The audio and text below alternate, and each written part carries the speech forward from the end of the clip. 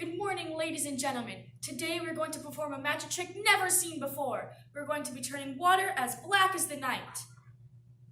Abracadabra, alakazam. Ta-da! I object. That's not magic. It's not! It's science. Let me explain.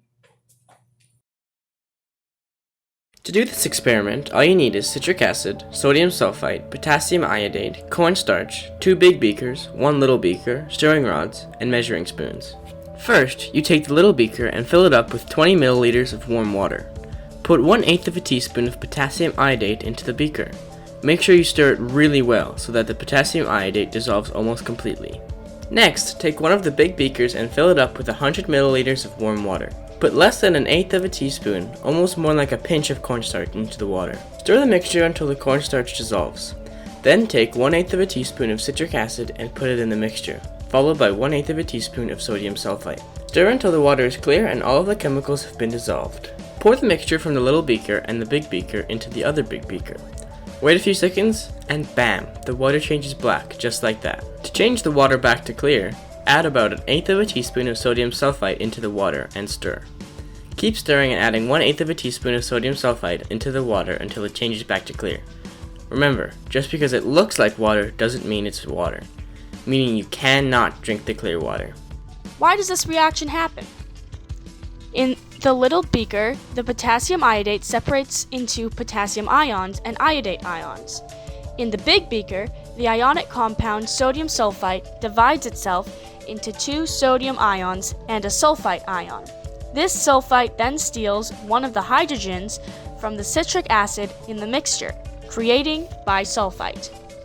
When the 2 glasses are mixed, a number of reactions happen. First, the iodate ions react with the bisulfite to produce hydrogen sulfate.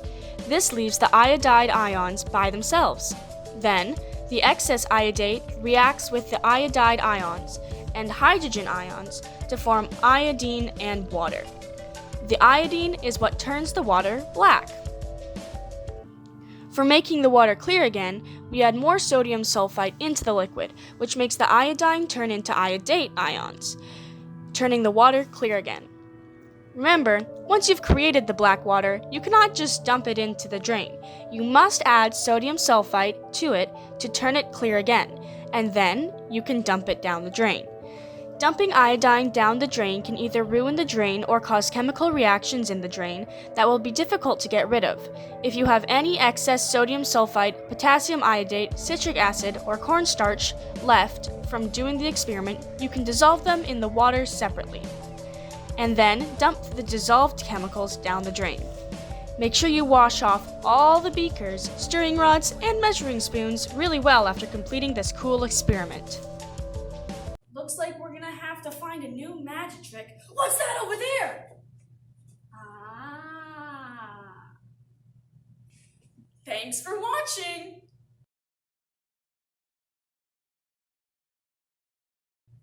It turns out, just a spoonful of potassium iodate makes the water turn black, the water turn black, the water turn black. Just a spoonful of potassium iodate makes the water turn black in a scientific way. I object. That's not magic. It's not. How did you do that? Oh.